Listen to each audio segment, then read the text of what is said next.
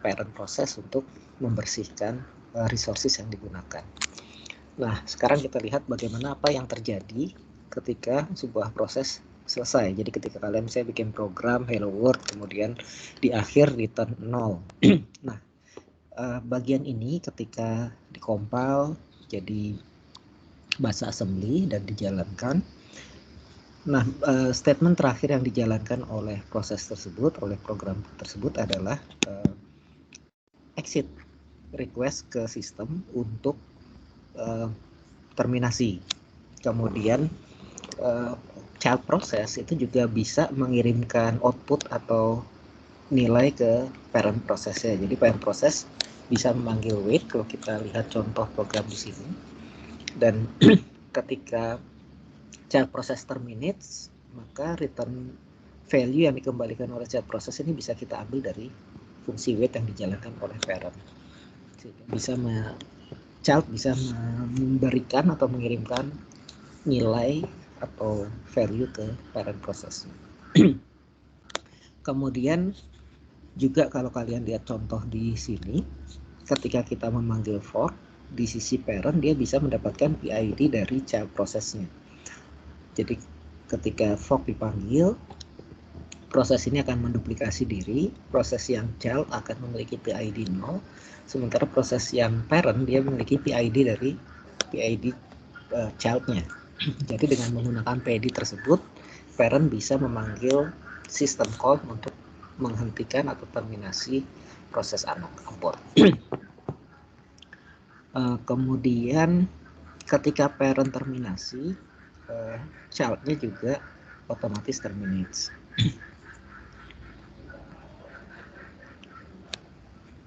Ini pada kasus tertentu. Ada kasus lain yang childnya bisa jadi zombie istilahnya. Jadi ketika parent terminates, child proses masih tetap jalan, tapi ketika child terminates, karena parentnya sudah nggak ada dan parentnya tidak memanggil wait, akibatnya resourcesnya masih gantung, masih dialokasikan oleh operating system, itu yang kita sebut sebagai zombie proses, yang nantinya secara periodik sistem operasi akan menjalankan proses untuk mendeteksi zombie proses dan membersihkan resources yang digunakan oleh zombie proses tersebut. Ada pertanyaan sampai di sini? Silakan aja ya. Jadi kita nggak harus ngebahas seperti apa yang ada di slide atau di buku, tapi jika kalian ingin lebih detail tentang bagaimana operating system bekerja, bagaimana proses bekerja, bisa kita diskusikan di sesi ini. Oke, kalau tidak ada pertanyaan, saya lanjutkan.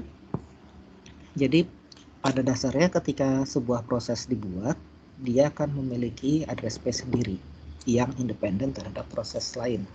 Meskipun proses itu proses anak. Jadi kalau misalnya kita ambil contoh program ini ya, program ini kita punya variabel namanya PID. Kemudian kita panggil fork. Begitu fork ini selesai dijalankan, akan ada dua proses yang independen. Meskipun kedua proses itu menjalankan kode yang sama, tapi dia memiliki memori yang berbeda. Nilai PID yang disimpan di proses parent berbeda dengan nilai PID yang berada di proses anak.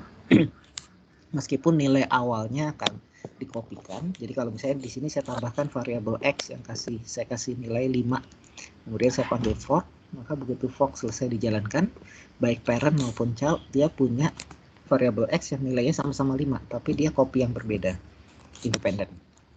Akibatnya dua buah proses tidak bisa saling mengganggu atau berkomunikasi lewat variabel langsung karena dia punya memori sendiri-sendiri. Padahal kita ingin pada satu kasus kita ingin antar dua proses itu berkomunikasi. Misalnya nanti kalian akan belajar bikin program paralel untuk melakukan perhitungan, misalnya sorting atau kalau di AI sekarang ada deep learning, aplikasi neural network yang butuh komputasi besar, sehingga kita bikinnya menjadi paralel. Dan ketika paralel bisa saja kita menggunakan pendekatan multiproses, menjalankan lebih dari satu proses, baik dia berjalan di komputer yang sama atau komputer yang berbeda. Nah, ketika kita punya lebih dari satu proses, butuh berkoordinasi, apakah itu bertukar data, apakah itu untuk menentukan proses 1 baru boleh jalan setelah proses 2 sampai ke titik tertentu, gitu.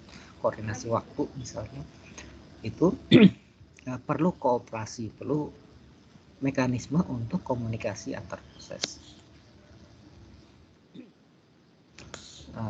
Nah, ada beberapa pola interaksi antar proses, ada yang sifatnya produser konsumer. Misalnya ada satu proses yang berperan sebagai produser, katakanlah kita ingin mencetak dokumen. Kita bisa punya proses yang menghasilkan dokumen yang akan dicetak, yang akan dikirimkan ke printer. Kemudian kita punya proses lain yang tugasnya membaca data dari permintaan pencetakan tadi dan mengirimkannya ke printer. Nah, kita sebut sebagai print spooler. Nah, mekanisme dari proses yang ingin mencetak, katakanlah Office, kita buka Word ingin mencetak sebuah dokumen, ke proses yang mengelola printer, maka itu sifatnya atau memiliki pola produser konsumer. Ada yang menghasilkan informasi atau data, kemudian ada proses lain yang membutuhkan informasi atau mengambil data tersebut. Nah, pada pola produser konsumer juga ada dua model. Ada yang modelnya unbounded buffer. Jadi produser boleh saja menulis sebanyak-banyaknya data yang nantinya akan diambil oleh konsumer tanpa batasan, atau yang modelnya bounded buffer. Artinya kita batasi hanya boleh misalnya di antrian maksimum 5 dokumen saja atau 5 data saja atau apapun.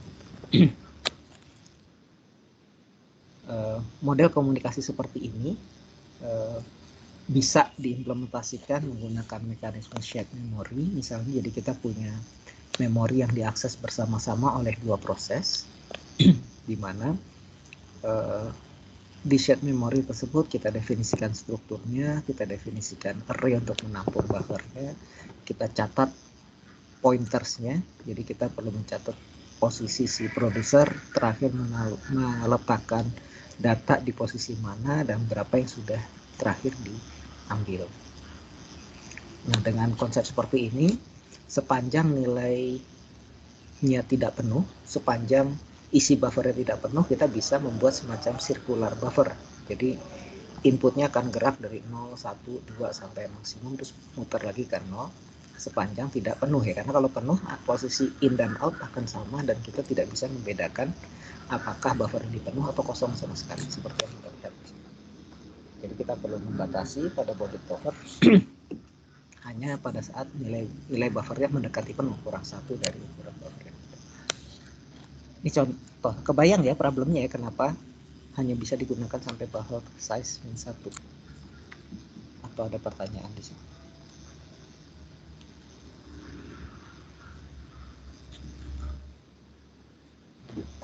Nah, ini ilustrasi mekanisme produsernya yang bertugas untuk menyimpan data ke buffer. Jadi di sini dia melakukan pengecekan selama buffernya masih penuh, yaitu ketika nilai in itu di modulo buffer size, in ditambah 1 di modulo ya, maksudnya untuk ngecek apakah nextnya itu sama dengan out atau tidak. Jika iya berarti masih penuh, karena kita mendefinisikan penuh itu ketika nilai yang diambil posisi yang sudah diambil itu sama dengan -1 dari posisi yang terakhir dimasukkan. Begitu kosong baru diisi buffernya, kemudian posisi index in-nya dimajukan. Demikian pula di sisi pengambilan, dia akan menggeser out, tapi dia akan ngecek kalau misalnya kosong berarti nilai in sama dengan out. Dia akan loop terus sampai buffer diisi oleh proses lain. Setelah itu baru dia boleh mengambil sebuah elemen dari buffer.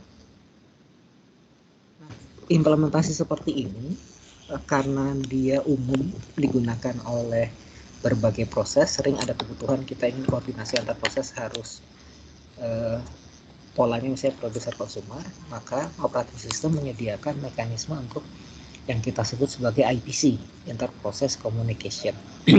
Inter-Process Communication ini pada dasarnya adalah sistem call atau layanan yang disediakan oleh operating system yang memungkinkan kita bisa bertukar data atau berkoordinasi antar proses. Karena defaultnya operating system akan memproteksi proses itu punya memori sendiri, nggak bisa saling nulis, nggak bisa saling baca dari memori punya proses lain. Nah, ada mekanisme interprocess communication yang disebut sebagai message system. Jadi memungkinkan dua buah proses bisa bertukar data atau berkoordinasi tanpa harus mendefinisikan shared memory atau shared variable tadi. Nah, ketika kita menggunakan IPC yang berbasis message system, prinsipnya ya IPC tersebut akan menyediakan API atau primitif yang untuk melakukan pengiriman pesan, send, dan penerimaan pesan. Nanti mengirim dan menerima ini bisa saja misalnya mengirim dan menerima antar proses langsung atau menggunakan perantara atau buffer. Nah, ketika dua buah proses, katakanlah P dan Q akan berkomunikasi, maka sebelum mereka bisa berkomunikasi, mereka harus membuat link dulu. Nah, membuat link ini juga lewat API atau sistem call yang disediakan oleh operating system. Setelah komunikasi ini dibuat, dia bisa mengambil send dan receive. Kemudian operating system bisa saja menyediakan fasilitas IPC ini dengan mengimplementasikan link ini baik secara logik, jadi hanya berupa variabel atau berupa handle atau berupa artifak gitu ya, bukan dialokasi atributkan ke fisik. Bisa juga secara fisik memang dia menggunakan bus atau menggunakan shared memory tertentu, sehingga kalau menggunakan fisik di operating systemnya kita udah bilang saya ingin membuat message system dengan nama channel X, dan oleh operating system X itu akan dialokasikan shared memory tertentu yang nantinya digunakan untuk menyimpan data yang dikirimkan oleh satu proses ke proses lain. Oke, di sini ada pertanyaan. Jadi isu yang saya angkat di sini adalah awalnya kan OS menyediakan fasilitas supaya program bisa berjalan secara concurrent dan tidak saling mengganggu, sehingga setiap proses punya space sendiri-sendiri, independen, tidak bisa saling kontak, tidak bisa saling menulis data. Nah, supaya karena ada kebutuhan untuk komunikasi, maka operating system juga menyediakan fasilitas APC. Salah satu mekanisme APC yang umumnya disediakan adalah basisnya message passing seperti ini, dengan message system ya, dengan mengirim dan menerima pesan. Nah, dari sisi implementasinya, OS akan menyediakan fasilitas untuk membuat link, kemudian model komunikasinya juga bisa lebih dari satu, bisa saja komunikasi antar proses itu hanya terjadi peer-to-peer. Proses A ingin berkomunikasi dengan proses B, dua arah. Bisa juga sifatnya broadcast, satu proses ingin berkomunikasi dengan banyak proses. Atau bisa juga sifatnya proses yang ingin mengirim dia nggak tahu yang sebetulnya mau baca data itu siapa, jadi dia hanya mengirimkan data ke satu lokasi tertentu. Nanti proses apapun juga yang membutuhkan data bisa ambil dari lokasi tersebut. Kemudian apakah linknya bisa dibikin independen, bisa bikin banyak link di sini. Apakah dibatasi kapasitasnya, berapa jumlah ukuran message yang boleh dikirimkan, apakah satu arah, dua arah. Ini berbagai IPC yang disediakan operating system memiliki karakteristik yang berbeda. Nah, sekarang kita lihat dua buah model, di mana model pertama operating system berperan sebagai menyediakan buffer, menjadi perantara, sehingga setiap kali sebuah proses ingin berkomunikasi dengan proses lain, dia harus memanggil sistem call untuk menyimpan datanya di kernel. Jadi ketika proses A mengirim, akan ada overhead di sini untuk mengkopikan data dari proses A ke kernel space. Ada konteks switching di sini. Yang overhead ya seperti yang saya sudah sampaikan hari Selasa kemarin, konteks switch itu berasosiasi dengan cost. Begitu kita manggil sistem call, operating system, prosesor harus berpindah mode dari user mode ke kernel mode, itu ada overhead, ada waktu. Kemudian nanti di saat lain giliran proses B jalan, dia ingin mengambil datanya, dia akan memanggil sistem call lagi, overhead lagi. Itu satu pendekatan.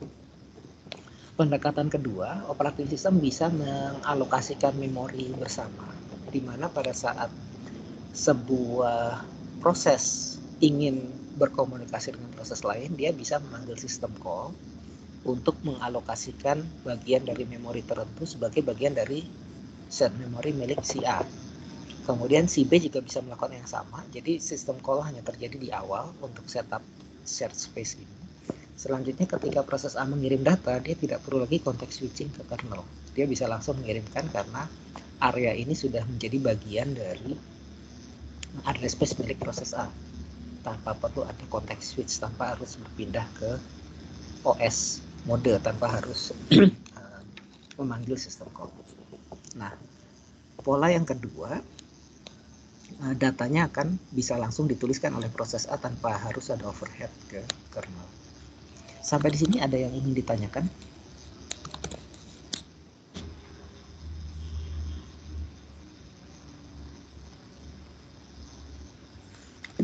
Tidak ada. Nah, kemudian model berikutnya yang kita lihat di sini adalah ada model komunikasi yang disediakan oleh operating system yang sifatnya direct. Direct itu artinya ketika sebuah proses ingin mengirimkan ke proses lain, dia eksplisit menyebutkan ID dari proses tujuannya. Jadi di sini perlu ada mekanisme lain untuk bisa menginformasikan ID proses, biasanya dengan menggunakan mekanisme parent child tadi. Jadi kalau kita punya proses, kalian bikin program gitu ya, seperti ini, maka otomatis si parent punya ID dari child dan dia punya ID dari child lain yang dia buat, sehingga dia bisa mengetahui identitasnya. Dan dengan satu cara dan dengan memanggil system call, child juga bisa memanggil fungsi untuk get parent PID untuk mendapatkan ID dari parent. Nah, ketika dua buah proses punya hubungan hierarki seperti itu, maka kita bisa mengetahui identitas atau ID dari proses lain. Atau ada cara lain, misalnya menggunakan directory service atau mekanisme lain. Tapi prinsipnya pada direct communication kita secara eksplisit menyebutkan proses tujuannya kemana beserta message yang mau dikirim. Sama juga ketika menerima, kita menyatakan kita ingin menerima dari proses mana. Nah, pada direct communication ini, link akan dibangun oleh operating system secara otomatis karena begitu sebuah proses memanggil system call untuk memanggil send dengan memberikan tujuannya, operating system bisa mengetahui bahwa ini channelnya atau linknya akan ditujukan ke proses yang disebutkan di parameternya. Sehingga bisa di-establish atau dibuat secara otomatis.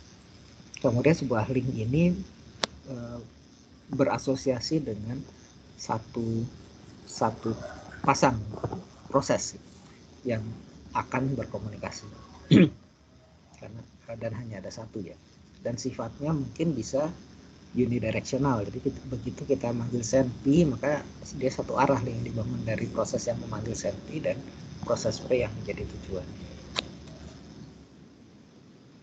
Nah, model kedua itu yang disebut sebagai indirect communication. Jadi kalau pada indirect communication, komunikasi antar proses tidak eksplisit menyebutkan saya bikin program, saya mau ngirim data ke proses X, tapi kita bilangnya ngirimnya ke port tertentu atau ke channel tertentu, di mana port atau channelnya eksplisit sebelumnya sudah di-create, dibuat.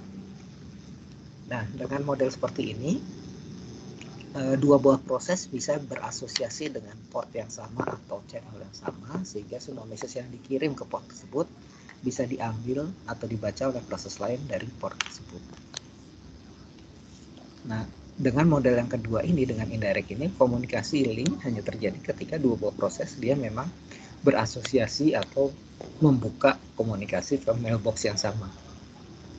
Dan karena sifatnya menggunakan perantara atau mailbox, kita bisa saja membuat sistem di mana dua buah proses menulis ke mailbox yang sama atau dua buah proses membaca dari mailbox yang sama. Jadi komunikasinya bukan one to one tapi many to many.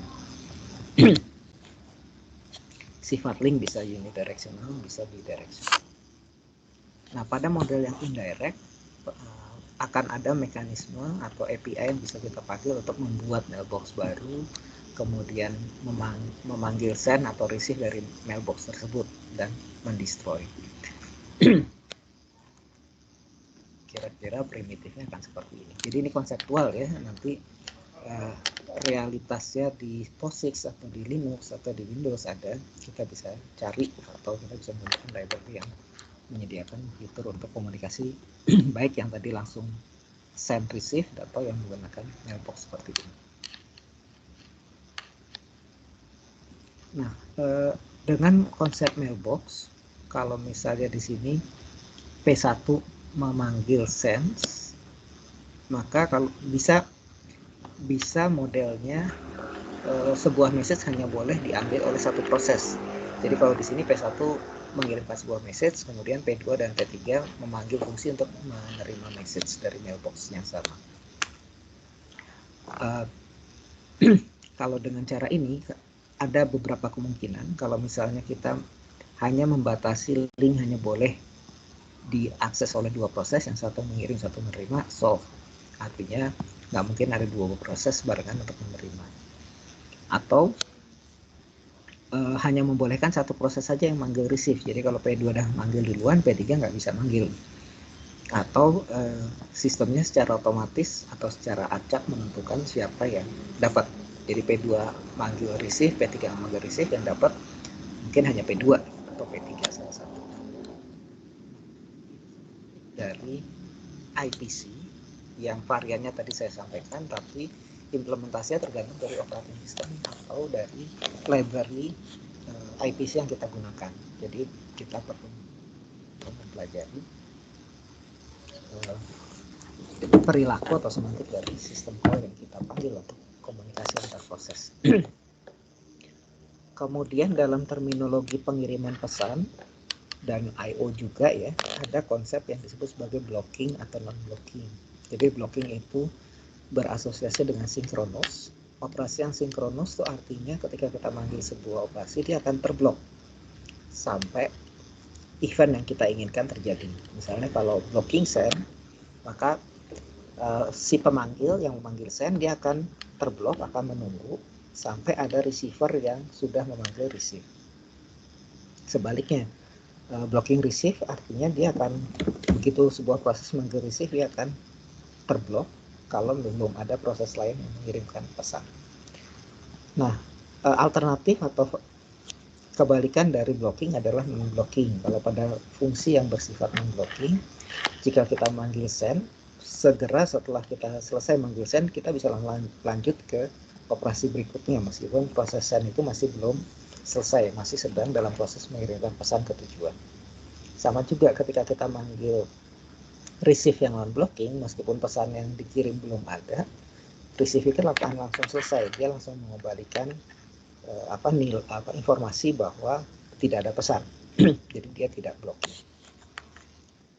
Mekanisme sinkronus ini, synchronization ini, blocking atau non-blocking, ini nantinya penting pada saat nanti kalian bikin aplikasi yang ingin atau harus responsif. Kalau misalnya kita punya program yang hanya single thread atau single process, kemudian program kita harus memanggil operasi yang blocking, dampaknya begitu kita kirim pesan, program berhenti, dia tidak bisa melakukan hal yang lain. Tapi kalau kita ingin bikin program yang interaktif, maka kita biasanya memilih pemanggil API yang berbasis non-blocking, supaya kita bisa sambil menunggu data atau sambil mengirim data, kita bisa melakukan hal lain. Sampai di sini ada yang ingin bertanya atau berkomentar?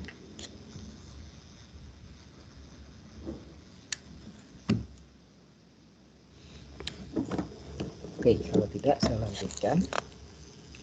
Nah, dalam proses pengiriman pesan, pengiriman data dari satu proses ke proses lain, akan memerlukan buffer, memerlukan lokasi untuk menyimpan pesan tersebut sebelum dia dikonsumsi oleh penerimanya. Nah, ada banyak pendekatan, ada yang misalnya operating system menyediakan mekanisme komunikasi yang tanpa queue, tanpa kapasitas. Jadi pada model yang pertama di sini, setiap ada pengiriman pesan, karena pesan yang akan dikirimkan dari pengirim itu tidak disimpan di tempat lain, hanya berada di user proses si pengirim, maka proses pengirimnya akan blocking. Sampai ada proses lain yang bilang saya mau menerima pesan dari proses A misalnya. Jadi konsep ini disebut sebagai rendezvous, karena proses pengiriman dan penerimaan harus terjadi bersamaan, harus dua buah proses sama-sama memanggil send dan receive karena tidak ada buffer. Kemudian ada pendekatan yang menggunakan bounded. capacity atau bounded buffer. Jadi operating system pada saat dia men-setup communication link, dia mengalokasikan memori tertentu yang ukurannya fix sehingga dengan ukuran buffer yang fix tersebut, sender boleh saja mengirimkan pesan lebih dari satu sepanjang buffernya masih available sampai kapasitas tertentu. Tapi begitu sudah penuh, prosesornya akan blocking, akan menunggu sampai isi buffernya diambil oleh receiver. Kemudian ada juga konsep yang menggunakan unbounded capacity, artinya operating system akan secara otomatis memperbesar ukuran buffer sampai sistem resource-nya habis ya, sampai ukuran memorinya sudah tidak bisa digunakan. Jadi sender dibolehkan menulis data meskipun tidak diambil oleh konsumer. Sampai di sini ada yang ingin bertanya? Ngikutin semua kan?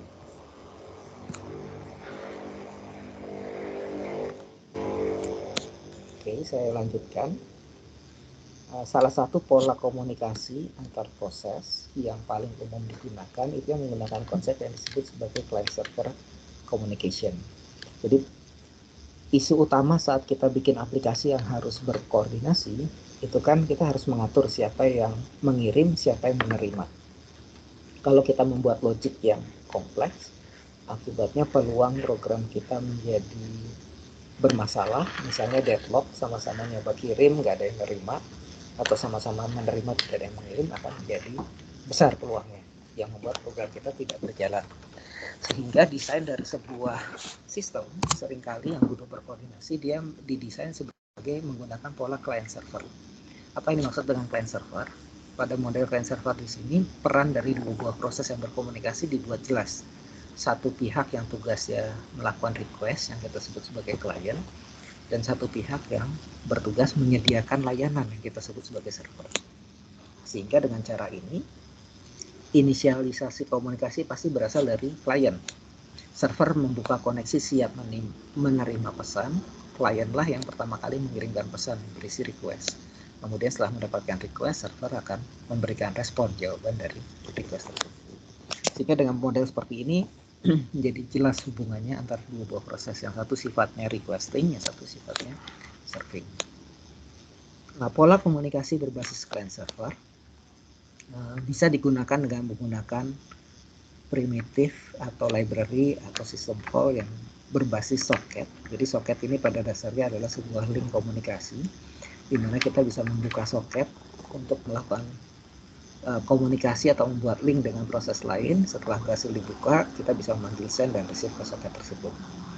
Atau pendekatan kedua bisa juga berbasis RPC. Jadi kita mendefinisikan di sisi server daftar fungsi-fungsi yang bisa dipanggil oleh klien, dan di sisi klien dia bisa memanggil fungsi yang nanti oleh sistem akan diinterpretasikan sebagai pengiriman data ke sisi server untuk memanggil fungsi tersebut. Jadi fungsinya dijalankan di sisi server, parameternya bisa dikasih ke klien, dan hasilnya nanti bisa dikembalikan, return value-nya dikembalikan ke klien. Nah, varian dari RPC di Java itu disediakan mekanisme yang disebut sebagai RMI atau Remote Network Invitation. Sampai di sini ada komentar atau penjelasan saya mungkin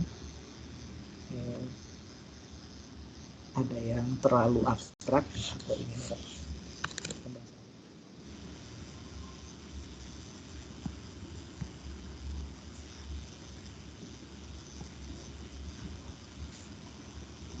Oke, kalau tidak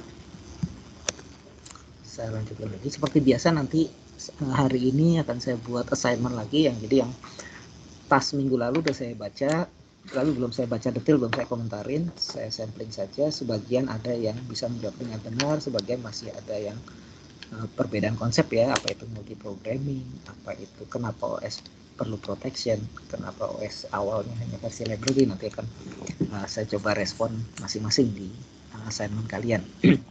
Nah, nanti malam saya juga akan buat assignment lagi untuk membantu kalian mengikuti atau memastikan apakah konsep yang kita bahas di kelas atau di sesi online ini memang bisa diikuti atau sesuai. Saya mulai dari soket. Soket ini pada dasarnya adalah sebuah endpoint yang bisa kita gunakan untuk berkomunikasi dengan proses lain. Soket sebetulnya tidak terbatas untuk komunikasi jaringan menggunakan IP address dan port, tapi ini adalah konsep yang paling umum digunakan. Jadi setiap komputer itu memiliki IP address. Kemudian dalam sebuah komputer kita bisa membuka sejumlah port yang dia akan diasosiasikan sebagai sebuah endpoint communication. Jadi dengan menggunakan pasangan IP address dan port number dan juga protokolnya nantinya ya, mungkin semester depan baru kalian belajar jaringan. Jadi untuk berkomunikasi antar proses kita bisa menggunakan komunikasi jaringan yang berbasis stream yang kita sebut sebagai TCP atau yang berbasis datagram yang bukan connection itu yang kita sebut sebagai UDP.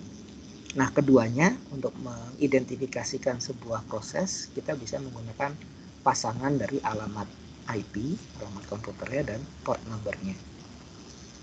Nah, ketika kita ingin membuka soket untuk berkomunikasi dengan proses lain, maka kita harus mengetahui port number yang akan digunakan oleh proses lain dan IP address dari proses lain tersebut.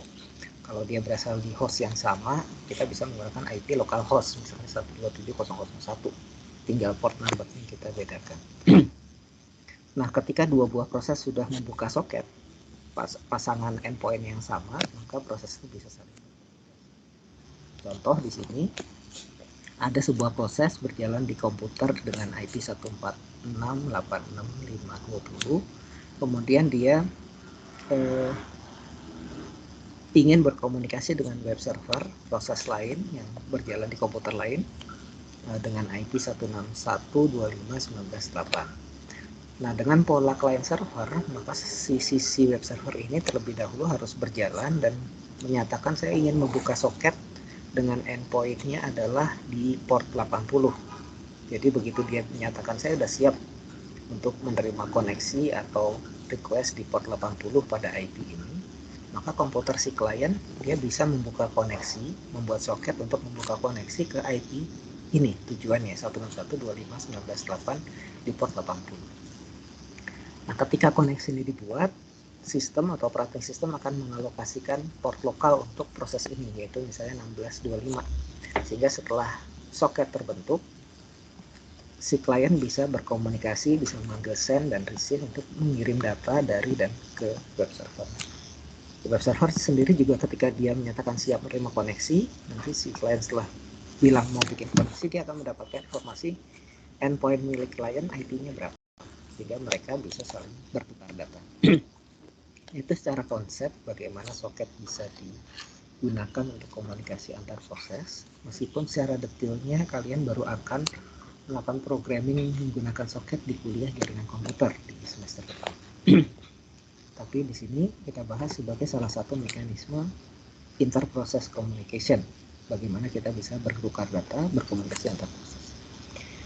Konsep lain yang bisa kita gunakan untuk berkomunikasi antar proses adalah dengan menggunakan mekanisme RPC, Remote Procedure Call. Ini juga sama, detailnya akan kalian prakteknya akan kalian pelajari pada saat belajar kuliah jaringan komputer atau yang menggunakan library yang lebih high level nanti di kuliah tingkat 4. Misalnya menggunakan Apache Thrift atau gRPC.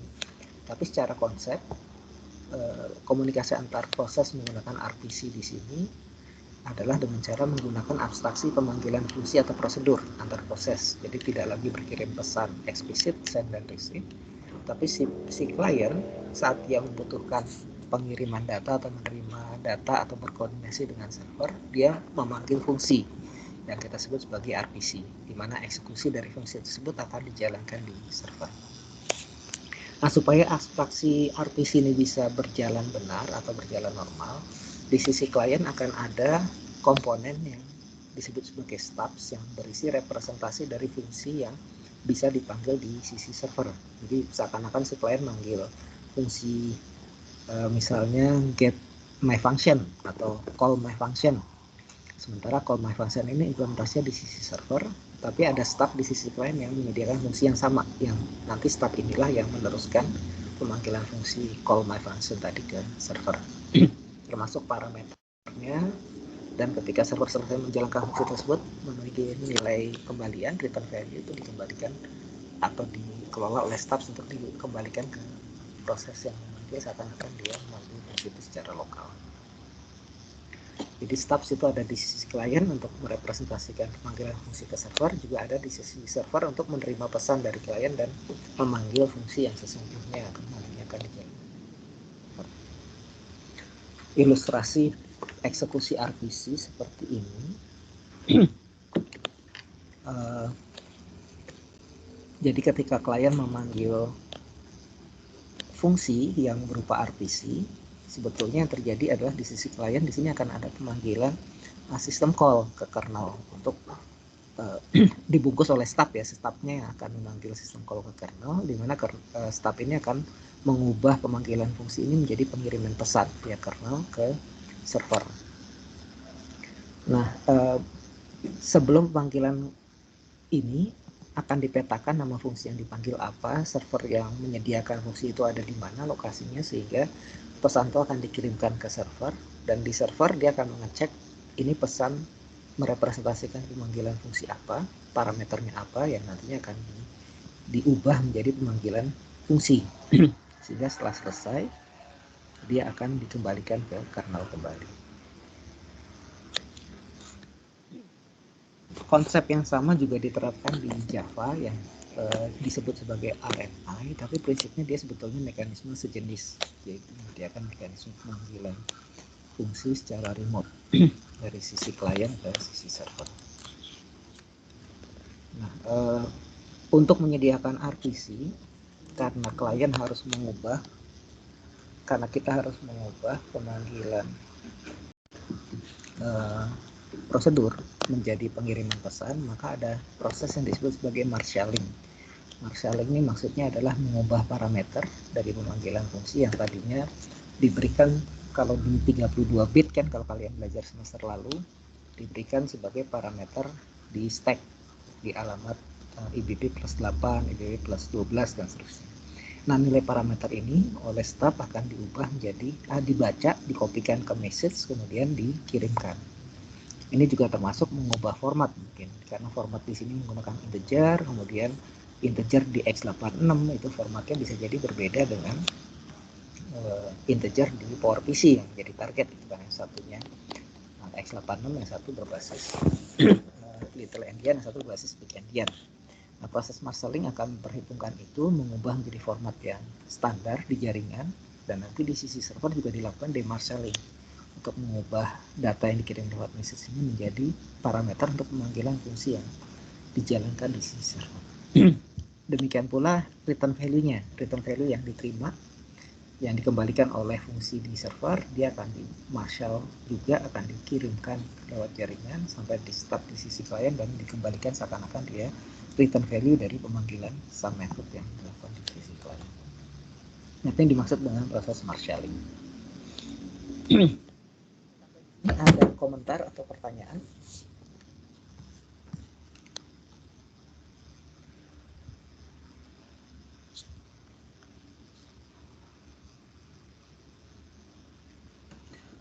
Kalau tidak, saya lanjut lagi ke contoh lain. Tadi saya sudah sampaikan ada dua mekanisme. Jadi di bagian ini ada cara di mana komunikasinya proses A eksplisit memanggil perintah send katakanlah, sehingga message itu dikopikan di kernel. Ada cara kedua dengan cara mendefinisikan shared memory, sehingga ketika shared memory didefinisikan, baik proses A dan proses B dia punya akses ke lokasi memori yang sama untuk bertukar data.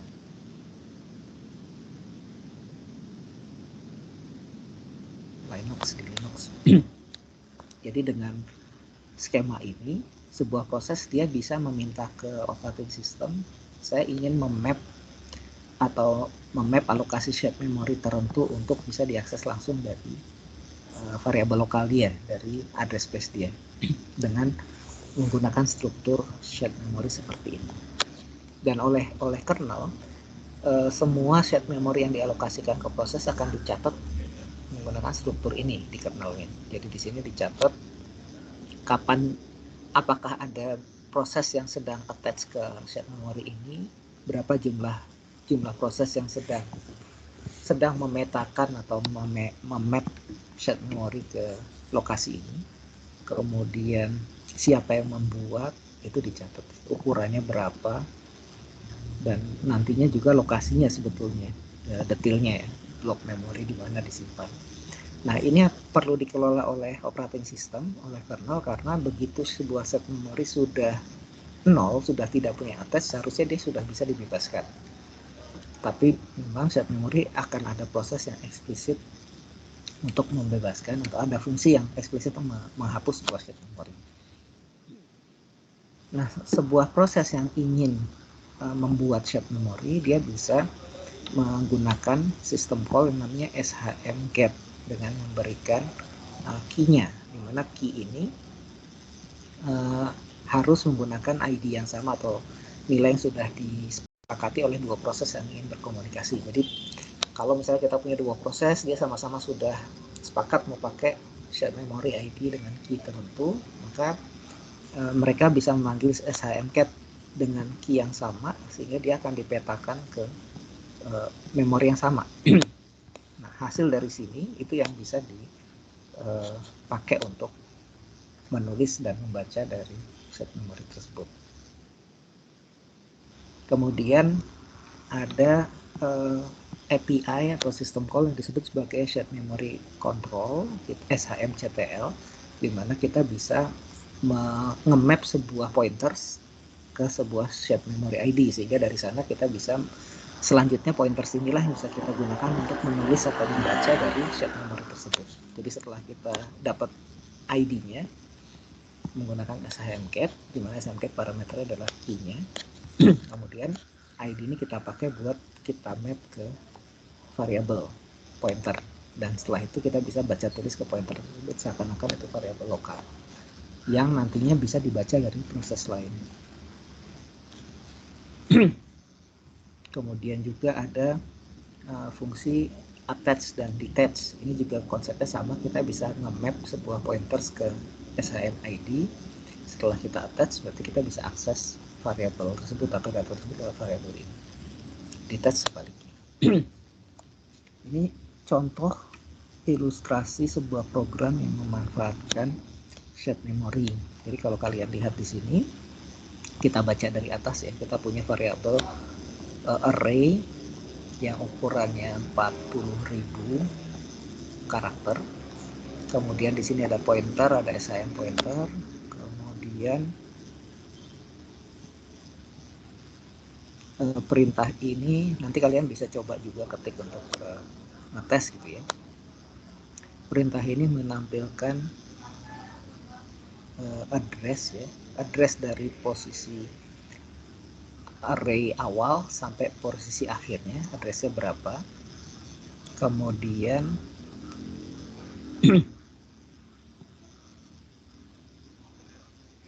di sini hanya menampilkan address dari variabel SHM ID. Jadi karena ini variabel lokal, dia maksudnya adalah menampilkan alamat stack dari fungsi main ini, awal dari stack dari fungsi main ini.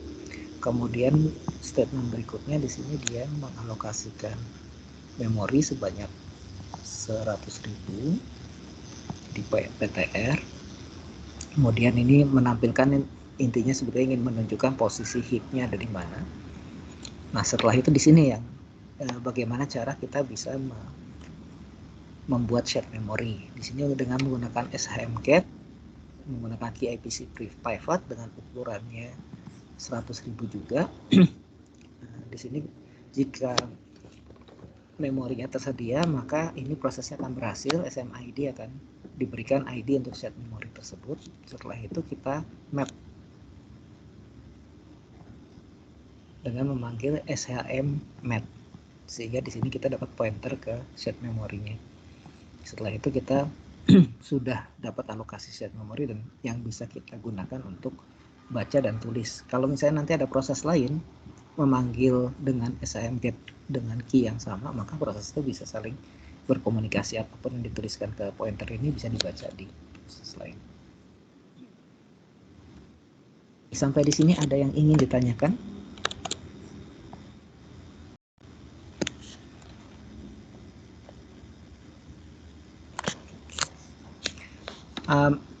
Di sini kalian lihat semua fungsi-fungsi library seperti malloc, mana di sini malloc, kemudian shmget, shmnet, itu sebetulnya fungsi library dari standar C yang di dalam fungsi ini dia akan memanggil sistem call, yaitu layanan yang disediakan oleh operating system.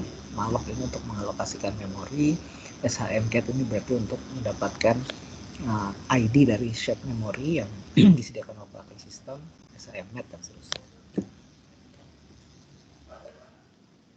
Berikutnya kalian bisa lihat atau kita lihat contoh lain menggunakan POSIX, juga menggunakan shared memory, tapi di sini menggunakan API yang didefinisikan pada POSIX. Jadi kalau tadi sistem call yang disediakan oleh Linux, POSIX. Kalau pada POSIX ada fungsi namanya SHM Open di sini untuk membuat sebuah shared memory yang bisa dipakai bersama dengan proses lain. Dari sini kita lihat contoh dari fungsi produsernya. Jadi dia membuat shared memory object, aksesnya adalah ini membuat, kemudian bisa baca tulis, read write, kemudian setelah itu diatur ukuran shared memory size, yaitu di sini 4 kilo. Setelah itu kode ini menggunakan memory map untuk memetakan shared memory yang dibuat tadi yang berada di SHMFD ke lokasi tertentu yang di sini pointernya diberikan sebagai return value dari memory map. Sehingga hasil dari mmap di sini adalah sebuah pointer yang bisa kita pakai untuk menulis atau membaca dari shared memory tersebut. Nah, pada contoh ini dia menuliskan sebuah message. Jadi di sini ada message yang isinya hello, message 0, dituliskan ke PTR menggunakan sprintf. Setelah itu pointernya dimajukan untuk menuliskan message berikutnya. Jadi sebetulnya yang dilakukan oleh dua buah perintah ini adalah menuliskan hello world ke PTR, ke shared memory. Ini di sisi produser. Jadi setelah selesai dia akan menuliskan data ke shared memory dan dia keluar. Konsumernya dia melakukan hal yang sama. Jadi kalau di sini si produsernya meng-create shared memory, di sisi consumer dia hanya membuka, tidak meng-create lagi. Jadi shared memory sudah ada, tapi di sini menggunakan name yang sudah di-define di name yang sama yang sudah di-define di produser. Di sini name-nya menggunakan nama OS. Jadi pada saat kita bilang OS, namanya OS, ke operating system prosesnya mencatat shared memory dengan nama OS, sehingga yang pada saat dia memanggil SHM Open, di ini akan dipetakan ke memori yang sama yang tadi dipakai oleh proses yang produser.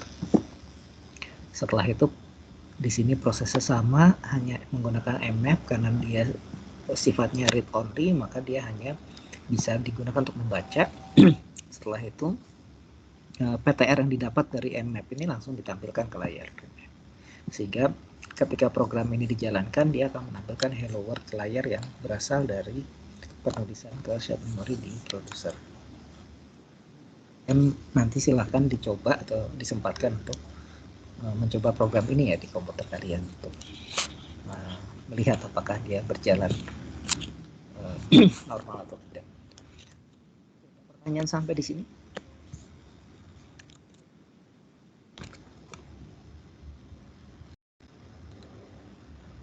Kalau tidak, saya lanjut ke contoh lain untuk message queue.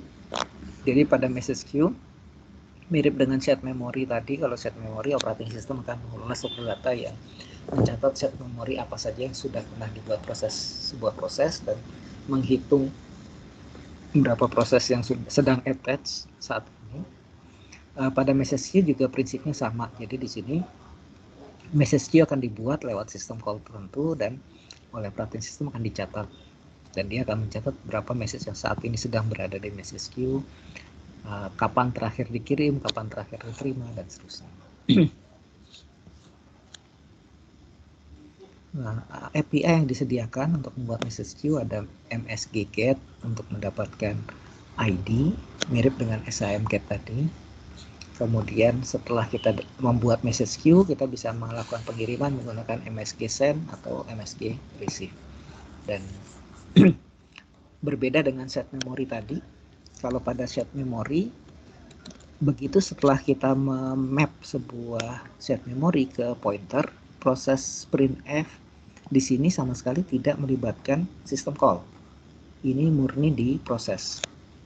Jadi tidak ada cost besar, tidak ada overhead untuk menulis atau membaca dari message shared memorinya. Kalau pada message queue, setiap dia mengirim atau menerima ini adalah sebuah system call yang mengakibatkan data dikopikan dari user process ke kernel yang lebih berat overheadnya dibandingkan membaca dan menulis dari file. Oke, contohnya tidak saya sertakan di slide ini, tapi mudah-mudahan kalian bisa menangkap ya perbedaan mekanisme IPC yang berbasis message passing dengan yang berbasis shared memory. Kalau dengan menggunakan message passing, berarti kita harus mengalokasikan resources terpisah di kernel. Variannya bisa tanpa buffer atau dengan buffer terbatas, tapi semuanya mengharuskan proses pengiriman dan penerimaan melibatkan kernel, jadi ada overhead. Sementara kalau message passing, sementara kalau shared memory, hanya pada saat kita mendefinisikan shared memory yang akan diakses itu akan ada overhead, ada campur tangan dari kernel. Tapi begitu sudah di map ke variabel lokal, proses pembacaan dan penulisan hanya dilakukan oleh di user process tersebut. Oke, silakan kalau ada yang ingin bertanya atau berkomentar atau silakan.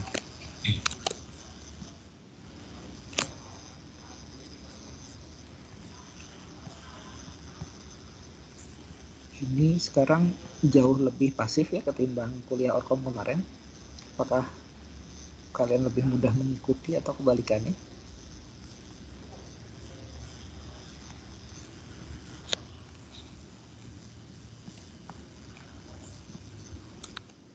Suara saya terdengar ya?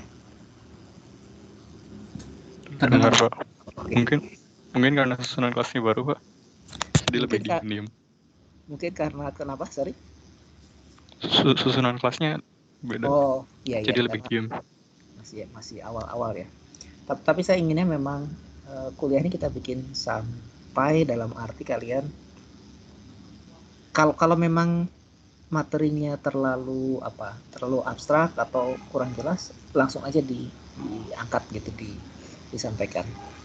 Mungkin nanti saya akan ubah pola penyampaiannya, tapi sementara ini saya akan mengendalikannya atau mengeceknya lewat pertanyaan aja ya. Jadi tiap minggu saya akan usahakan bikin assignment supaya kalian bisa menjawab dan saya bisa lihat feedbacknya langsung dari jawaban tersebut gitu, apakah bisa diikuti atau perlu pendekatan lain. Juga kuliah ini penting dalam arti memang kalau kemarin kan kalian belajar Orkom itu lebih tujuannya memahami apa sih yang terjadi ketika kita bikin program kemudian dijalankan oleh prosesor, dampaknya apa, terus pemahaman tentang case itu penting supaya kita tahu cara bikin program cepat tuh gimana sih. Ya kita harus memperhitungkan data yang diakses itu apakah data selalu dari memori atau dari case, dan case-nya ada level seperti apa. Nah di operating system ini juga penting karena konsepnya setiap kita butuh layanan dari operating system itu artinya program yang kita jalankan jadi terhambat. Jadi begitu kalian manggil printf itu berarti nulis ke layar kan, pasti system call. Kita manggil open file itu pasti berat karena mengakses ke hard disk. Jadi semua yang butuh akses ke gangguan ke sistem operasi atau layanan ke sistem operasi itu artinya bukan instruksi yang singkat dibandingkan kalau kita hanya melakukan penjumlahan, perkalian, atau pemanggilan fungsi misalnya. Itu yang perlu kita pahami dari awal, sehingga kalau nanti kita akan membuat program, kita dari awal sudah bisa mengatur gimana supaya program kita bisa optimal, bisa efisien, yang menghindari pemanggilan I/O yang sering misalnya. Daripada kita setiap saat buka file, baca file, ya kita baca aja langsung, kita simpan di memori, setelah itu isi memori kita proses. Dan nanti juga bagaimana memori dialokasikan itu di sesi berikutnya ya, tapi sekarang lebih ke struktur operating system dulu, pemahaman terhadap sistem call, pemahaman tentang proses. dan proteksi atau komunikasi antar proses. Oke, kalau tidak ada pertanyaan, saya akan lanjutkan ke topik berikutnya. Jadi tadi kita bahas tentang proses, sekarang kita masuk ke thread.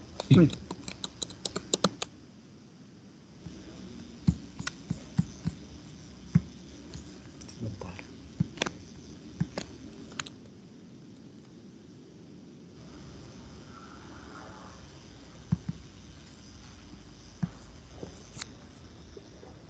Oke, minggu ini kita udah bahas apa itu proses ya. Jadi harapan saya sekalian paham. Proses sederhananya adalah program yang sedang dieksekusi atau abstraksi dari eksekusi sebuah program oleh operating system. Nah, sekarang kita masuk ke thread. Kalian udah tahu apa beda thread dengan proses nggak? Atau ada yang bisa volunteer untuk menjelaskan apa itu thread?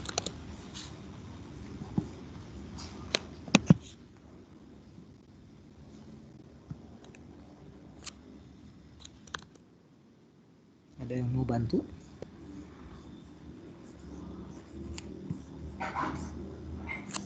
Atau saya random? Karel Renaldi ada? Iya Pak. Oke, silakan. Mau Pak, tadi apa pertanyaannya Pak?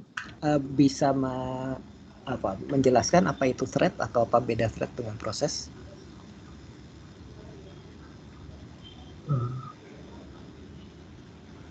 Kalau belum tahu nggak apa-apa ya, bilang aja masih belum tahu gitu. Tapi kalau udah tahu silahkan di share. Karena ini kan baru mau kita bahas.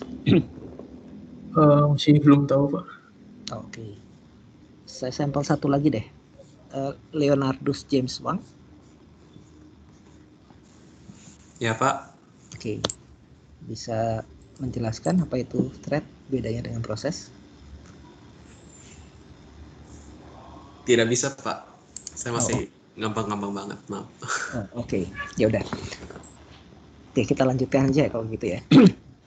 Jadi tadi kita sudah lihat yang namanya proses itu adalah eksekusi sebuah program di operating system, dan karena sebuah operating system bisa menjalankan banyak program bersamaan, banyak proses bersamaan, operating system menyediakan proteksi. Akibatnya proses satu dengan proses lain tidak bisa berkomunikasi langsung, tidak bisa saling merusak, tidak bisa saling mengakses data milik masing-masing proses.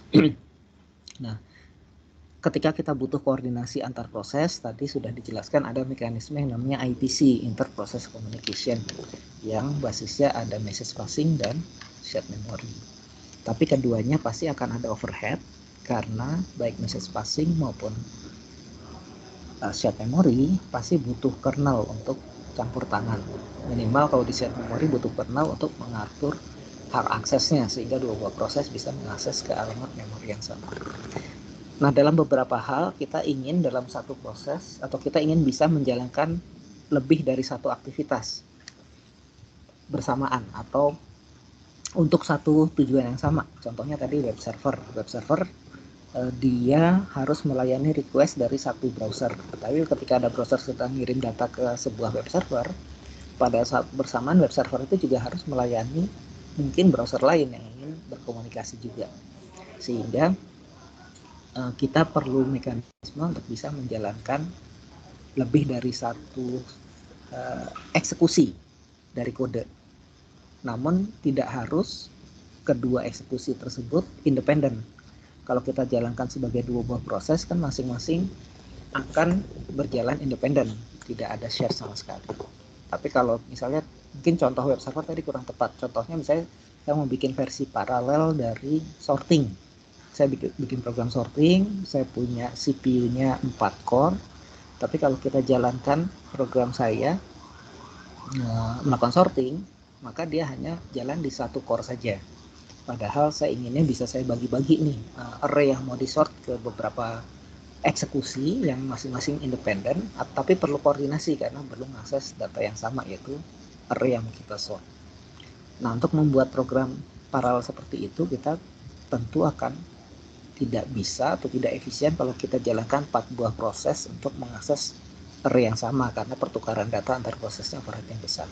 Tapi kalau kita bisa ada mekanisme untuk menjalankan lebih dari eksekusi yang men-share data yang sama, itu akan efisien. Nah, konsep itulah yang digunakan untuk yang membuat kita memerlukan konsep thread. Thread adalah satuan eksekusi. Jadi defaultnya sebuah proses hanya satu thread, tapi kita bisa membuat satu proses berjalan sebagai 2 thread atau 3 thread, sehingga akibatnya akan ada 3 yang independen. Nah, mungkin penjelasannya masih kurang clear, yang nanti kita lihat detailnya ya di slide-slide berikutnya. Jadi thread bisa kita definisikan sebagai unit eksekusi yang merepresentasikan sebuah task dan dia bisa dijadwalkan independen di CPU. Umumnya kalau kita punya program, kita jalankan di sebuah sistem, maka program itu akan berjalan sebagai proses, dan sebuah proses defaultnya akan memiliki sebuah thread. Dan sebuah thread akan eksekusi instruksi secara berurutan, manggil fungsi, ya dia lompat ke bagian fungsi tersebut, selesai dia balik lagi ke instruksi yang setelah pemanggilan fungsi, dan seterusnya. Tapi dengan membuat thread baru, kita bisa membuat eksekusi 2 buah kode, 2 buah instruksi bersamaan secara concurrent yang independen.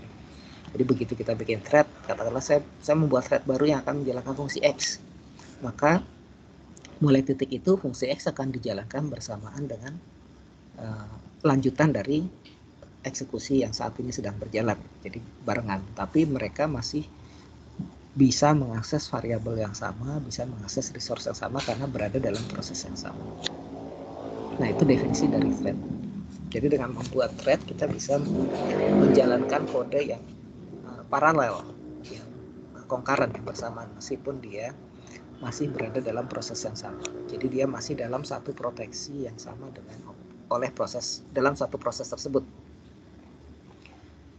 Nah, gunanya apa? Gunanya kita bisa bikin beberapa task yang berkoordinasi langsung, yang efisien tanpa harus memanggil sistem call tadi. Nah, sekarang thread menjadi semakin penting karena defaultnya sistem komputer yang kita gunakan adalah sistem paralel, sistem multi-core ya. Sudah kita lihat di semester lalu ya. Sebuah komputer umumnya punya CPU yang memiliki core lebih dari 1.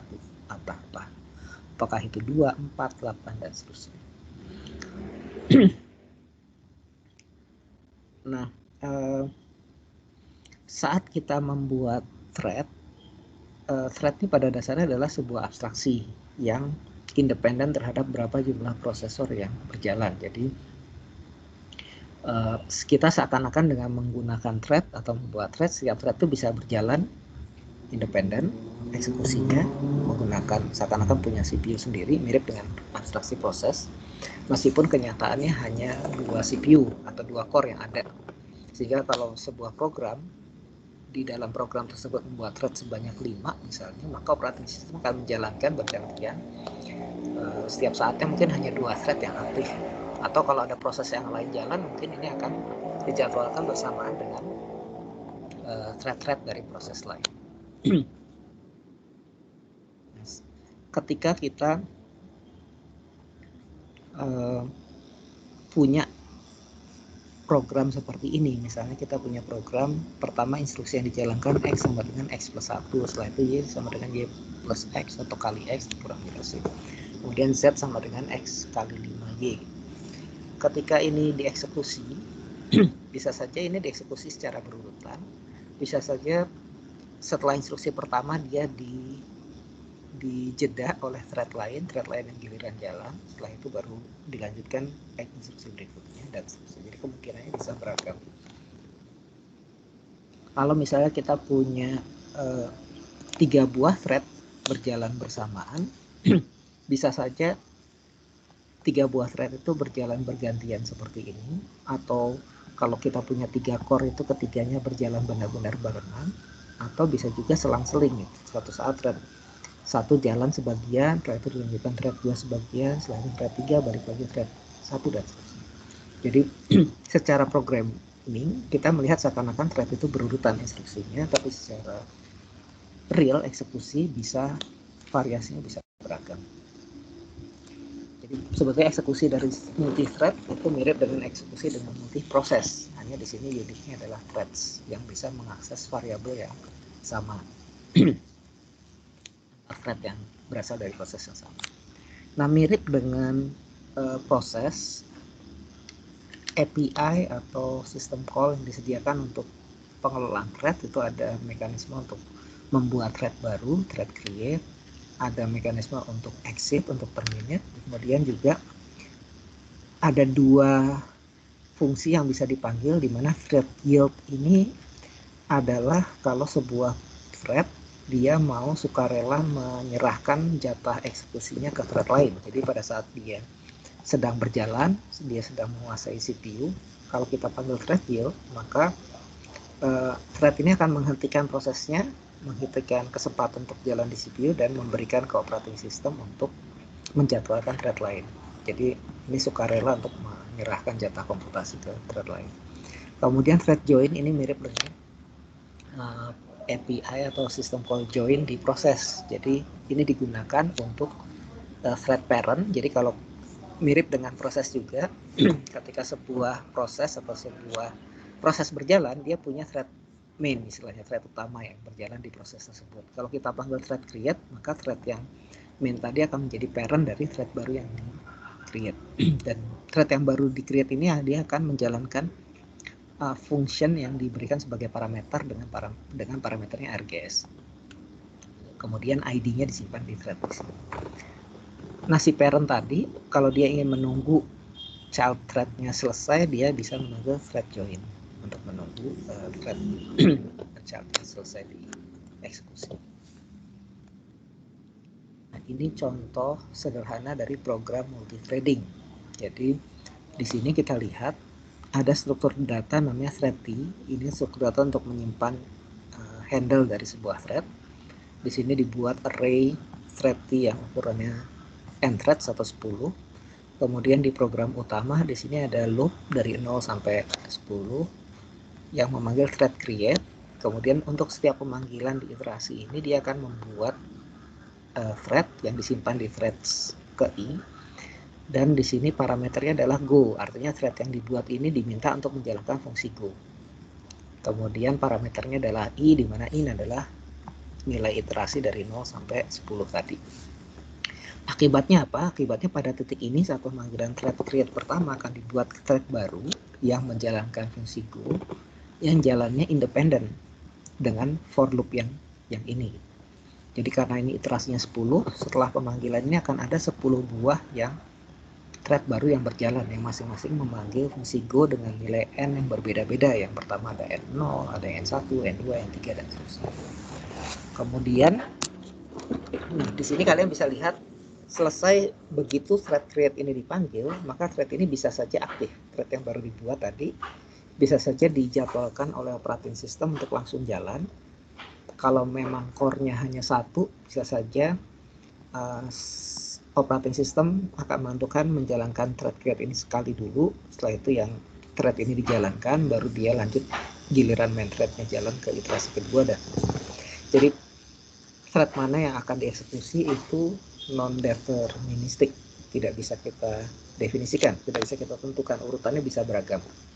Bisa jadi thread dengan I1 itu jalannya belakangan dibandingkan thread dengan I5, meskipun di create-nya duluan yang satu gitu, karena begitu thread create dibuat, thread ini masuk ke antrian daftar thread yang ready oleh operating system, dan operating system dengan mekanisme scheduling mungkin saja memilih salah satu jadi thread yang ready tadi untuk jalan duluan, tergantung dari kondisi saat ini. Nah, selesai loop ini berjalan, main thread akan memanggil atau loop lagi dari 0 sampai maksimum untuk thread join. Nah, thread join di sini akan blocking, nunggu sampai thread ke i selesai. Jadi meskipun di sini di create 10 thread dan eksekusinya bisa non deterministik, bisa siapa duluan jalan, tapi di sini main programnya akan menunggu threadnya berurutan dari thread 0 dulu, setelah selesai baru thread 1, selanjutnya thread 2, dan seterusnya. Kemudian di sini di fungsi thread yang dijalankan yang go di sini dia memanggil thread exit dengan parameter nilai 100 plus n. Jadi dia akan membalikan nilai 100 101, 102 dan seterusnya. Yang ini nanti ditampilkan sebagai exit value di main thread. Contoh eksekusinya. Jadi ketika thread hello ini kalian coba, kalian compile dan kalian jalankan, maka tampilannya bisa jadi seperti ini gitu. Jadi kalau misalnya eksekusi dari operating systemnya setelah thread ini di-create, dia menjalankan thread ke 0 dulu, kemudian thread 1, maka yang muncul di layar hello from thread 0, hello from thread 1, kemudian si main programnya sudah selesai memanggil join yang pertama. Thread join yang pertama akibatnya dia menentukan thread ke 0 return with value status. Kemudian setelah itu giliran thread ketiga jalan, thread keempat jalan, kemudian main threadnya dapat giliran jalan thread 1 from apa. Kemudian di sini kalian bisa lihat nih contoh eksekusi threadnya bisa tidak berurutan. Jadi setelah 4, 5 baru 2 giliran dapat jalan di CPU. Tapi kalau yang main threadnya karena dia iterasi dari 0 sampai 9, dia akan berurutan. Setelah join yang 1, join yang 0, dia nunggu join yang 1, nunggu join kedua dan seterusnya. Nah, di sini kalian bisa lihat contohnya. Meskipun eksekusi thread 1, thread 3, thread 4, thread 5 duluan jalan, baru thread 2, main threadnya dia tidak bisa langsung lompat ke 5. Dia karena sedang nunggu join untuk thread yang kedua dulu. Sehingga di sini nunggu sampai 2-nya selesai di sini, baru dia lanjut ke 3, ke 4. Nah, dari ilustrasi ini saya harapkan kalian bisa paham ya, beda thread dengan proses. Jadi kalau pada proses, operating system akan menjamin setiap proses proteksinya, punya alokasi memori sendiri, address space sendiri. Kalau dia pakai resources juga sendiri. Tapi dalam satu proses kita bisa membuat lebih dari satu thread. Yang akibatnya kita bisa punya sejumlah thread yang mengakses resources memori yang sama. Jadi contohnya di sini ini akan berjalan sebagai satu proses, tapi memiliki 10 thread yang menjalankan kode program yang sama, hanya thread yang dibuat di sini menjalankan fungsi go, sementara main thread yang menjalankan fungsi yang di sini. Oke, ada pertanyaan sampai di sini? Pak, izin bertanya. Silakan. Misalnya di komputer yang sama, apakah hasil programnya selalu sama atau tidak, Pak? Mungkin pertanyaan. Di komputer yang sama, apakah hasil programnya sama atau tidak? Iya, urutan yang thread-nya itu. Oke. Tidak sama, karena sifatnya kalau kita punya multithreading, ini kan multithreading ya, ketika jadi gini, operating system akan menjalankan proses ini, tapi pada saat bersamaan dia juga mungkin menjadwalkan proses lain. Apa yang terjadi ketika eksekusi ini kita jalankan itu bisa sangat tergantung pada kondisi saat itu. Jadi bisa saja pemanggilan sistem call untuk thread create ini mengakibatkan thread yang ke-0 masuk ke antrian, thread ke-1 masuk ke antrian, atau dia belum pas giliran dia disimpan di struktur data operating systemnya, yang diambil duluan justru thread yang ke-5 atau ke-6 atau ke-7 atau jadi proses sebuah thread dibuat kemudian masuk ke antrian di OS-nya. Kan kemarin kita sudah lihat setiap proses atau nanti juga setiap thread prinsipnya sama akan punya struktur data yang namanya PCB, Process Control Block atau Task Control Block. Nah, struktur data itu dikelola di operating system yang mekanisme schedulingnya, mekanisme antriannya itu sangat bergantung ke kapan dia dipanggil, kapan dia dijalankan. Jadi bisa jadi hasilnya akan berbeda-beda. Kalau program yang sama ini kalian jalankan lagi, hasilnya akan bisa beda lagi urutannya. Jadi di mesin yang sama, di komputer yang sama, program sama, setiap eksekusi mungkin urutannya bisa berbeda-beda. Perilaku ini yang kita kenal sebagai istilah non-determinism. Jadi non-deterministic. Silakan, ada pertanyaan lain atau masih kurang jelas? Sebentar ya, saya ada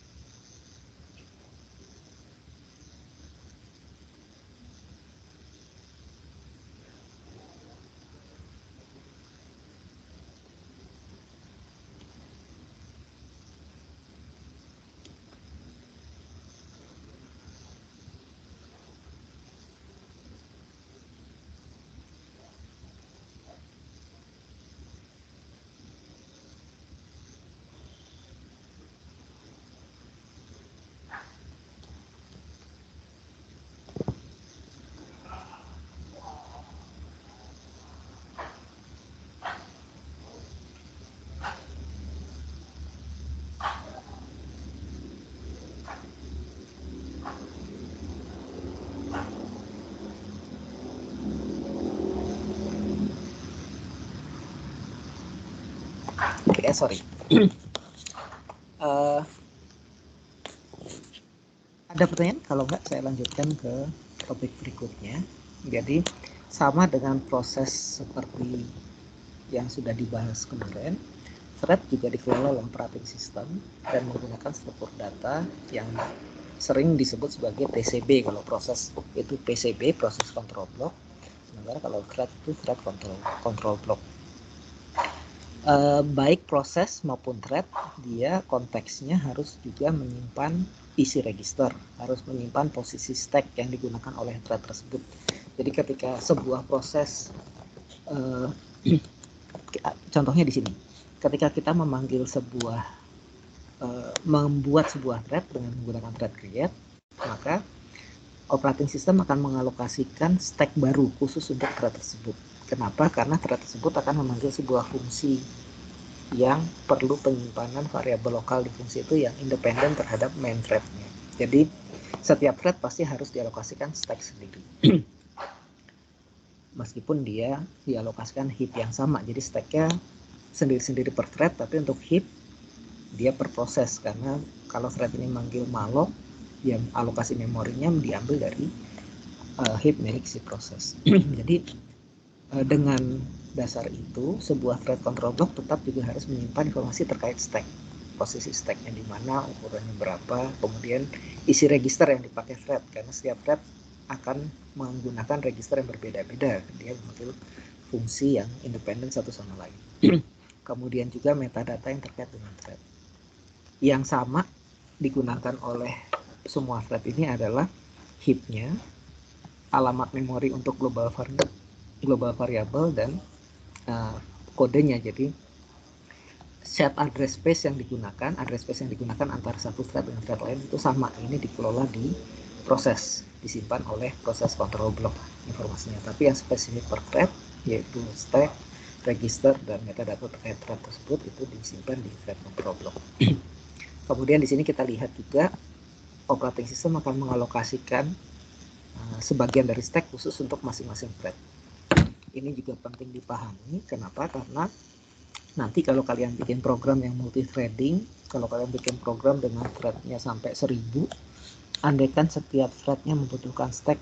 Kalau di Linux itu default stacknya adalah 2 mega kalau nggak salah. Jadi kalau kita nggak mengubah konfigurasi, setiap thread yang kita buat akan dialokasikan 2 mega atau 4 mega, saya lupa, khusus buat thread tersebut.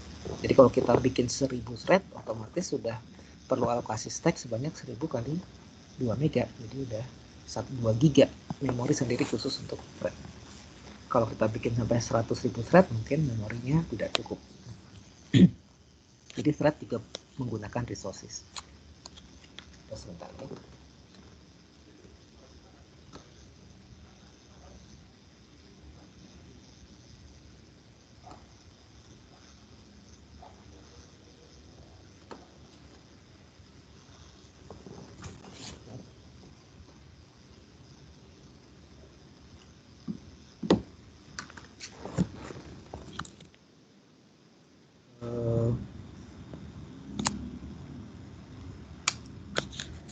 Oke, sampai di sini ada pertanyaan?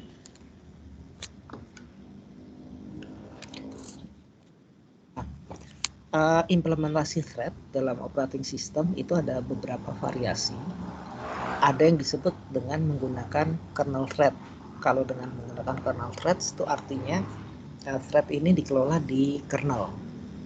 Penjadwalannya dilakukan oleh kernel. Setiap sebuah proses membuat thread, maka dia akan memanggil system call untuk mengelola thread tersebut.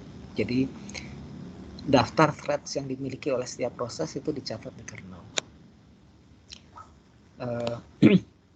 Sebagian besar operating system itu menggunakan kernel threads. Jadi kalau kalian bikin threads di Linux, di Mac OS, itu dia menggunakan kernel threads. Nah, kalau kita misalnya membuat thread di Java, diimplementasi pada sistem lama, Java menggunakan pendekatan user level threads. Jadi threads yang dibuat di Java itu oleh operating system tidak dilihat sebagai satu thread sendiri-sendiri.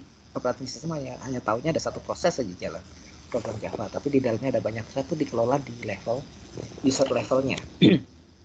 Ada plus minus kedua pendekatan ini. Kalau pada pendekatan user level, begitu salah satu thread dia memanggil fungsi yang blocking karena dia menunggu I/O, kalau pada user level semua thread lain pada proses yang sama akan ikut terblok karena oleh operating system itu diperlakukan sebagai satu unit.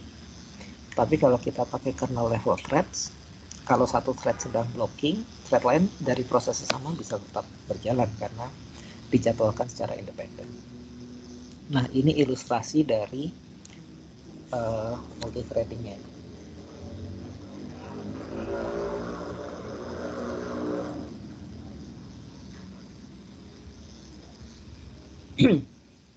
Jadi pada kernel level threads, di sini setiap ada pembuatan thread baru oleh proses 1, misalnya proses 1 membuat thread baru, maka request untuk membuat thread ini dikelola oleh kernel, sehingga kernel akan mencatat ada thread 1, ada thread 2, ada thread 3 yang masing-masing punya struktur data sendiri. Tapi kalau pada user level proses, user level thread maksudnya, si operating system hanya melihat ada dua proses saja, proses 1 dan proses 2, di mana pengelolaan thread, misalnya proses 1 punya 2 buah thread, itu dikelola di user level yang dijadwalkan terpisah. Nah, ini ilustrasi untuk yang multi-threaded user process. Jadi kalau tadi kan secara konsep kita ingin punya 5 buah thread, tapi kalau pada user level process di sini si thread 1 dan thread 2 berada di proses yang sama, thread A dan thread B.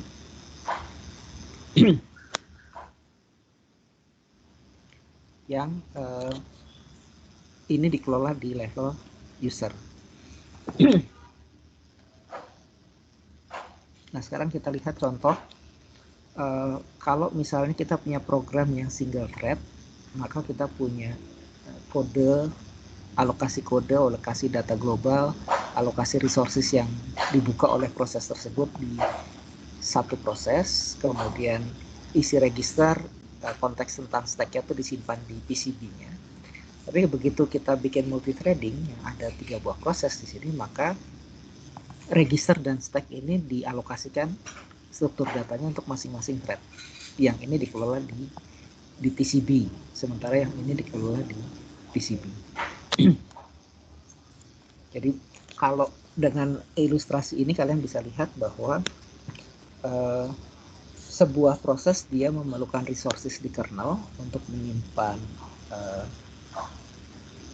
informasi ini, dan ketika kita membuat thread dia juga butuh resource tambahan di kernel, tapi resource-nya tidak sebesar sebuah proses karena dia cukup mengalokasikan struktur data untuk mencatat register dan konteks dari stack-nya saja.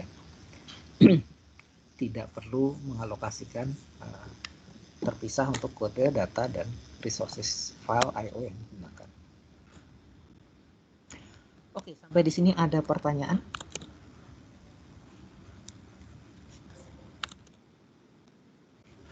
Nah, materi hari ini kita akhiri di sini.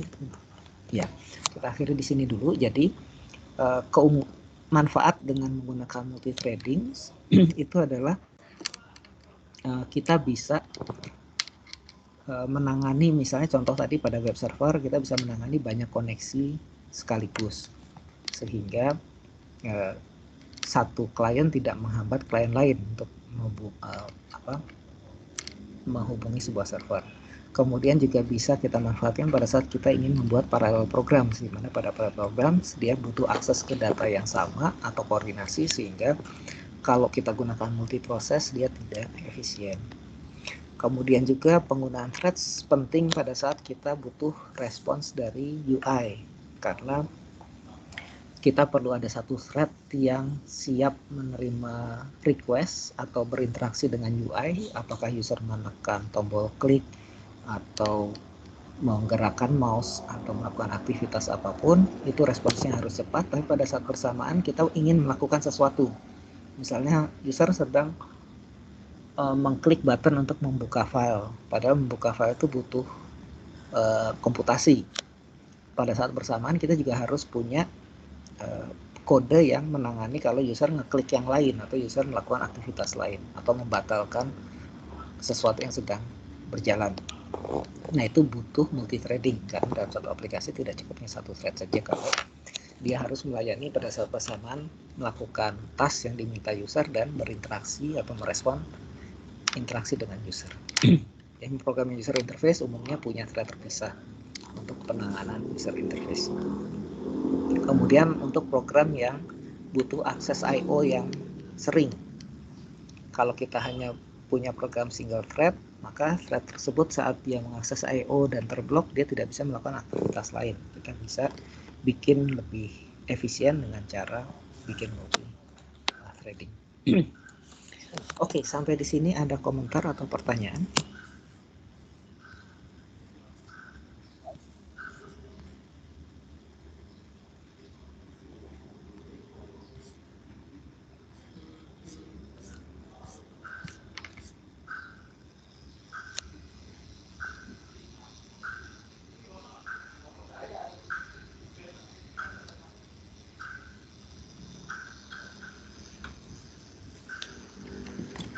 Oke ya, kalau tidak ada kita cukupkan sesi hari ini. Kemudian jangan lupa nanti setelah saya buatkan assignment untuk dikerjakan. Jadi kemarin semua sudah mengerjakan, ada yang telat tapi nggak masalah ya.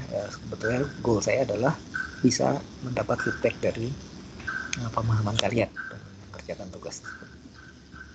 Ada pertanyaan? Kalau tidak, kita akhiri sesi hari ini. Terima kasih semuanya. Selamat